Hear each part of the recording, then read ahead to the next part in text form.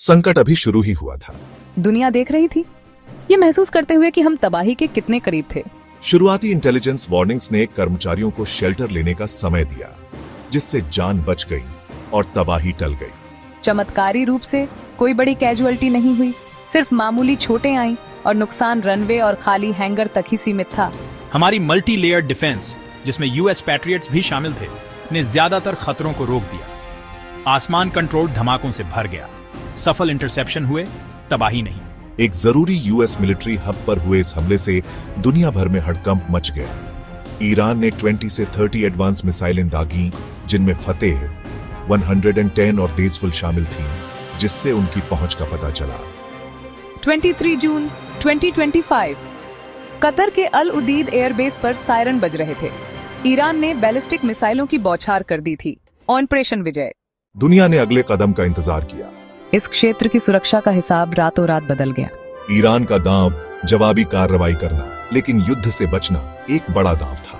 यह हमला एक भू राजनीतिक बयान था। हम आप तक पहुंच सकते हैं, लेकिन हम संयम बरतते हैं। अल उदीद को निशाना बनाकर ईरान ने इस क्षेत्र में यूएस की ताकत के दिल पर हमला किया। वॉशिंगटन और खाड़ी देशों दोनों को एक संदेश दिया।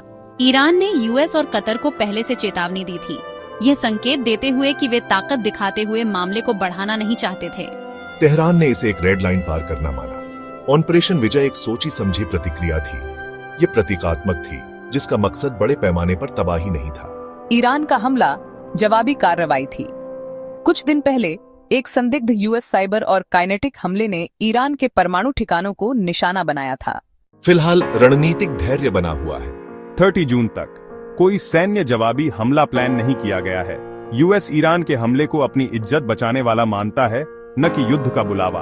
पर्दे के पीछे सहयोगियों और खाड़ी भागीदारों के साथ तुरंत बातचीत का मकसद आगे के संघर्ष को रोकना था। ईरान की चेतावनी अहम थी।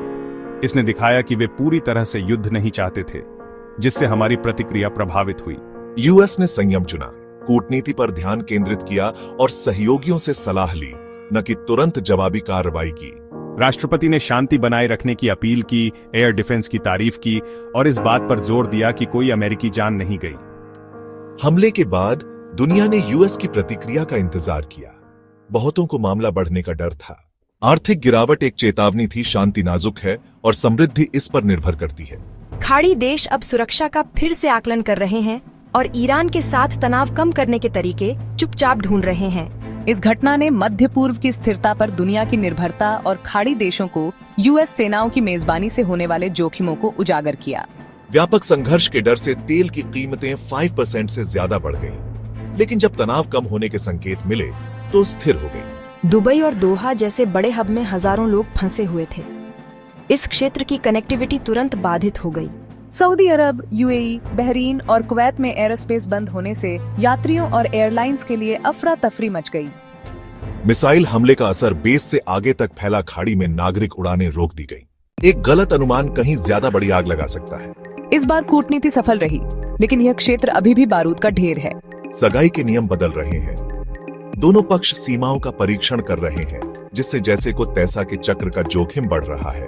तनाव न बढ़ना राहत की बात है, लेकिन मुख्य तनाव, परमाणु महत्वाकांक्षाएं, क्षेत्रीय प्रतिद्वंद्विता अभी भी अनसुलझे हैं। तेहरान के संकेत साफ थे, हम हमला कर सकते हैं, लेकिन हम संयम चुनते हैं। खाड़ी देशों को यूएस सेनाओं की मेजबानी आपको एक निशाना बनाती है। ईरान ने जवाबी कार्रवाई की घरेलू मांगों को यूएस की जवाबी कार्रवाई से बचने की जरूरत के साथ संतुलित किया। इस हमले ने युद्ध नहीं, बल्कि प्रतिरोध को बहाल किया। ऑपरेशन विजय एक पॉलिटिकल थिएटर था। मिसाइलें सिर्फ हथियार नहीं, बल्कि संदेश थीं।